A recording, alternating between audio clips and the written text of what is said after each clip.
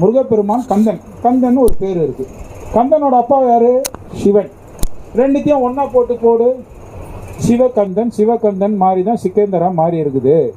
அதனால் தப்பு கிடையாது, சொல்கிறவன் சொல்லின்னு போட்டோம்னு சொல்லிட்டார். ஆனால் நாம் அந்த மாதிரி விட்டு கொடுத்துக்கிட்டே இருந்தோம்னா எங்கேயோ ஒரு இடத்துல நடக்கிற விஷயம் இங்கேயும் நடக்க ரொம்ப தூரம் போகாது.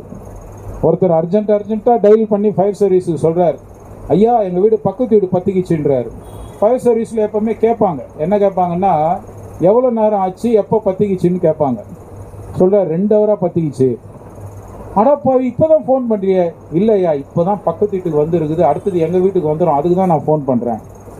இந்துக்களோட நிலைமை அப்படி இருக்குது, நம்மளுடைய நிலைமை அப்படி இருக்குது. அதனால் நாம் ஒவ்வொருத்தரும் ஒரு தூய்மையான பக்திமானாக இருங்க, வேண்டாம்னு சொல்ல. பக்திமான நம்ம பிரச்சாரம் பண்ண வேண்டியதே இல்லை. இந்துக்கு சாமிக்கு பிரச்சாரம் வேண்டாம், விளம்பரம் வேண்டாம். கட் அவுட்டு கூட பார்த்தீங்கன்னா சின்னதாக போடுவாங்க, பெருசாக மினிஸ்ட்ரி போஸ்டிங்கில் போடுவாங்க. அந்த மாதிரி விளம்பரம் கூட வேண்டாம் நமக்கு. ஆனால் சக்திமானாக இருங்க. பக்திமானா மட்டும் இருந்தால் போதாது, சக்திமானா இருந்தால் தான் நம்மளுடைய குழந்தைகள், அவதுக்கு பிறக்கக்கூடிய குழந்தைகள், நம்மளுடைய அடுத்த தலைமுறை பூவோடும் பொட்டோடும் மங்களகரமாக வாழணும், இந்த நாட்டில் தமிழகத்தில் சுதந்திரமாக வாழணும்னா அதுக்கு கண்டிப்பாக ஒரு நல்ல ஆட்சி தேவை.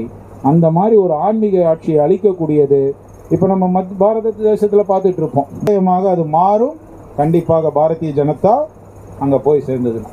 அதனால் நம்மெல்லாம் வேலை செய்வோம். ரொம்ப நேரம் இருந்துட்டீங்க, உங்களுக்கு ரொம்ப ரொம்ப ரொம்ப நன்றி. எல்லாரோட நம்பரும் எல்லாரும் வாங்கிக்கிங்க. அண்ணனுக்கு பொதுவாக பேசக்கூடாது, அதுலேயும் அண்ணனுக்கு ஒரு பெரிய சுயநலம் உண்டு. அண்ணனை பற்றி நான் சொல்லணும்னு அவசியம் இல்லை, எல்லாருக்கும் தெரியும். அவர் தான் ஹீரோ, ஆன்மீக ஹீரோ, ஸ்பிரிச்சுவல் ஹீரோ. அவர் எப்பவுமே அவர் பார்த்தீங்கன்னா எதை பற்றியும் காதில் வாங்கிக்கவே மாட்டார். அவர் பாட்டுன்னு அவர் வேலையை செய்துட்டு போயிட்டே இருப்பார்.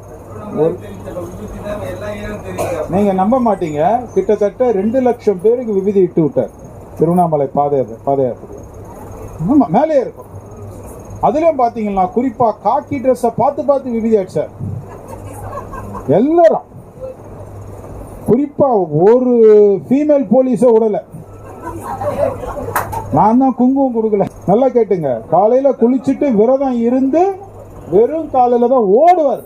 உடனே நின்ன உடனே ஓடுவார். மக்கள் அப்படியே சூழ்ந்துப்பாங்க. எல்லாருக்கும் பொறுமையாக இட்டுட்டு வருவார். ரொம்ப மிக கடினமான வேலை, ஆனால் அதை சந்தோஷமாக செய்தார். அப்படிப்பட்ட ஒரு ஆன்மீக சித்தர்னு சொல்லலாம், விபதி சித்தர்னு கூட சொல்லலாம் அவரை. அந்த மாதிரி இருக்கார். கோவப்பட்டா நான் பொறுப்பு இல்லை, அண்ணன் கோவப்பட்டா நிர்வாகம் பொறுப்பு இல்லை. அதாவது வருஷமா அவர் ஆன்மீக ப்ரோக்ராம், பல ப்ரோக்ராம் நடத்திட்டு இருப்பார், நிகழ்ச்சிகள். அதில் முக்கியமானது ஒரு ஹைலைட், ரொம்ப தலைச்சிறந்த ஒரு ப்ரோக்ராம் என்னன்னா, பால் குடம் எடுப்பாங்க. அது எங்கன்னா நம்ம சீனிவாச பெருமாள் கோயில் இருக்குது, மருமாநகர் உள்ள. அங்கேருந்து குறைஞ்சபட்சம் 200 பேர் தாய்மார்கள் தலையில் பால் குடத்தை சுமந்து இங்கே நம்மளுடைய பழனி ஆண்டவர் இருக்கார் பாருங்க, பாலமுருகர், அந்த சந்நிதியில் அவங்களே அபிஷேகம் பண்ணுவாங்க. இந்த விழா காலையில் 6 மணிக்கு ஆரம்பிச்சதுன்னா மத்தியானம் வரைக்கும் போகும். மிகப்பெரிய அளவில் ஒரு அன்னதானம் சொல்ல முடியாது, அது ஒரு பெரிய விருந்தாவே பண்ணுவார் அவர். அந்த மாதிரி இந்த முறையும் ஏப்ரல் மாதம் 11ஆம் தேதி அந்த பால்குட திருவிழா எடுக்க போகிறோம். எல்லாரும் வரணும். இது ஏதோ மகேந்திரன்ஜி நடத்துகிறார், நம்ம அட்டெண்டன்ஸ் கொடுத்துட்டு போவோம்லாம் சொல்லக்கூடாது. அவங்கவுங்க ஒரு பார்த்து ரோல் பண்ணணும், சரிங்களா? கலசம், சொம்பு, நிறைய வேலைகள் இருக்கும். இந்த முறை 500 பேர் முயற்சி பண்ணுறார். அது கண்டிப்பாக அவர் சக்ஸஸ் பண்ணுவார். எல்லா விஷயமே ஆன்மீக விஷயம் பொறுத்த வரைக்கும் நான் அவர்கிட்ட ஒரு வேலையை ஒப்படைச்சிட்டேன்னா நான் ஃப்ரீ ஆகிடுவேன், ரொம்ப ரொம்ப ஃப்ரீ ஆகிடுவேன். அவர் பாட்டுன்னு அந்த வேலையை நடத்திக்கிட்டு போயிட்டே இருப்பார். அந்த மாதிரி ஒரு தலை சிறந்த ஆன்மீக பணியாளர்னு சொல்லலாம். இவரை தான் சொல்லணும் ஆன்மீக பணியாளருன்ட்டு. அதனால் ஏப்ரல் 11 மறந்துடாதீங்க. இது தொடர்பான அனைத்து பேம்ப்ளெட்ஸு இது எல்லாமே உங்களை அழைச்சின்னு வந்த பொறுப்பாளர்கள் மூலயமா உங்களுக்கு கிடைக்கும். தயவுசெய்து கலந்துங்க. நாம் இந்து சக்தி பெரும் சக்தியாக இந்த உலகத்தில் இந்துக்கள் மெஜாரிட்டியாக இருக்கிற வரைக்கும் தான் அமைதி இருக்கும். நீங்கள் எல்லாம் தெரிஞ்சுக்கணும். அமைதி விரும்ப மதம் இது. இந்த மதம் கழுதை தேஞ்சு கட்டெரும்பு ஆணுச்சுன்னா கண்டிப்பாக உலகத்தில் அமைதி இருக்காது. கண்டிப்பாக அமைதி இருக்காது. ஈரானில் அமைதி இருக்கா? ஈராக்கில் இருக்கா, துருக்கியில் இருக்கா, கஜகிஸ்தானில் இருக்கா, உக்ரைனில் இருக்கா, ரஷ்யாவில் இருக்கா, பாலஸ்டைனில் இருக்கா, காசாவில் இருக்கா? கிடையாது. உலகம் முழுக்க சண்டை தான், யுத்தம் தான். 2 மதங்கள் மெஜாரிட்டியாக இருக்கிறதுனால அங்கெல்லாம் அமைதி கிடையாது. பாரத திருநாட்டில் மாத்திரம்தான் கண்ணை மூடி அப்படி படுத்தோம்னா பாதுகாப்போடு நாம் தூங்குறோம். அங்கெல்லாம் தூங்க முடியாது. நான் பயணிச்சிருக்கேன், அதனால் நான் சொல்கிறேன். பல இடங்களில் பயணிச்சிருக்கிறதுனால சொல்கிறேன். பாதுகாப்பற்ற சூழ்நிலை நிலவுகின்றது. அதனால் நமக்கு பாதுகாப்பு வேணும். மனுஷனுக்கு அடிப்படை பாதுகாப்பு. உண்ணும் உணவு, உறைவிடம், உடையின்வாங்க. இது 3 இப்போ கிடைச்சிடும். அதை விட முக்கியமானது பாதுகாப்பு. இந்த பாதுகாப்பு அளிக்க வேண்டும் என்றால் அது பாரதிய ஜனதாவால் மாத்திரம்தான் முடியும். நாம் அதுக்காக பணிபுரிவோம். மனதளவில் பணிபுரிஞ்சால் வாழ்த்துனா கூட போதும். வீடு வீடாக போய் கேட்கணும் அப்படி கூட வேண்டாம். மனதளவில் வாழ்த்துங்க. கண்டிப்பாக உங்களுடைய வாழ்த்துக்கள் வெற்றியை கொடுக்கும். நல்லபடியாக முடியும். வந்தே மாதரம், வாழ்க பாரதம். இப்போது இன்னொரு விஷயம், எல்லாருக்கும் தயவு செய்து வெளியே போகக்கூடாது. நீங்கள் சாப்பிடாம போனீங்கன்னா உங்களுக்கு பாவம். நல்லா கேட்டுங்க, உங்களுக்கு பாவம் சாப்பிடாம போனீங்களா? கரெக்டானா? ஆமாம். நீங்கள் சாப்பிட்டுட்டு போனீங்களா எங்களுக்கு புண்ணியம்.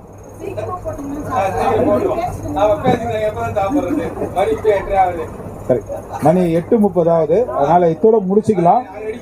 அங்க எல்லாம் ரெடியா?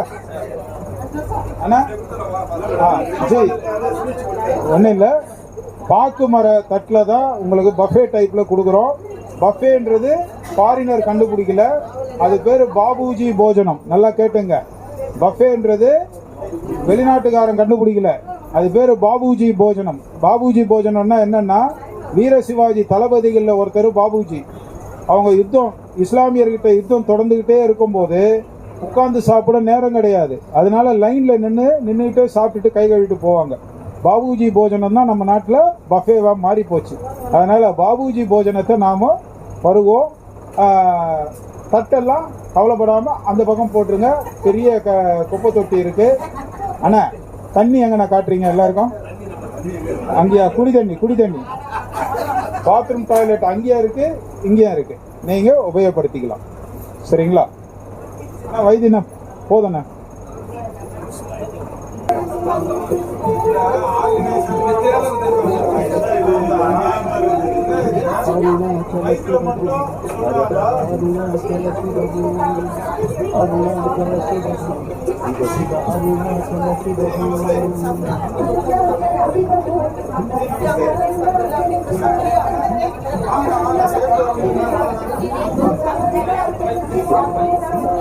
அஸ்மிலிங்கமாய் கோலம் கொண்டிடும் அருணாச்சல சிவபோ, ஆதிலிங்கமாய் ஆட்சி செய்திடும் அருணாச்சல சிவபோ.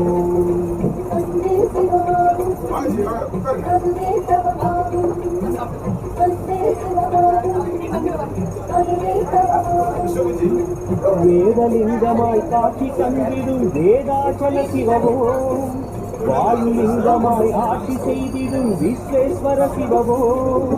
வேதலிங்கமாய் காட்சி தந்திடும் வேதாச்சல சிவபோ, வாயுலிங்கமாய் ஆட்சி செய்திடும் விஸ்வேஸ்வர சிவபோ. மாமலை வாழும் மானுடனேச சிவமே உடையே மரபே மரபே.